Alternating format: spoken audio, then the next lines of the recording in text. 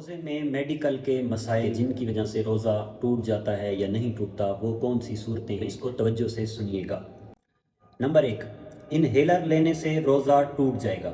آنکھ میں دوا ڈالنے سے بھی روزہ ٹوٹ جائے گا۔ حمل والی عورت کا اندرونی چیک اپ ہوتا ہے، اس سے بھی روزہ ٹوٹ جائے گا۔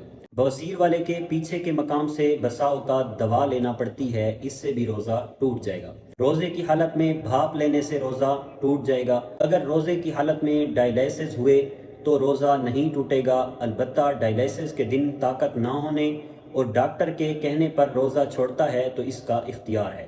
واضح رہے کہ ہلکی پھلکی تکلیف یا مرض میں روزہ چھوڑنے کی اجازت نہیں ہے۔ حاملہ یا دودھ پلانے والی عورت روزہ رکھنے پر قادر ہے تو روزہ رکھے گی۔ یوں ہی سر درد یا کوئی ایسا مرض جس میں روزہ رکھنے کی استطاعت ہو، طاقت ہو تو روزہ رکھیں گے۔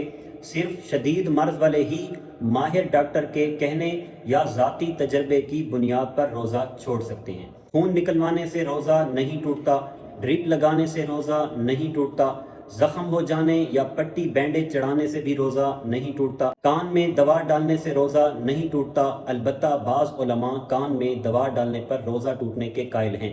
کان کے پردے میں اگر سوراخ ہو تو اس صورت میں دوا ڈالنے سے روزہ ٹوٹ جائے گا۔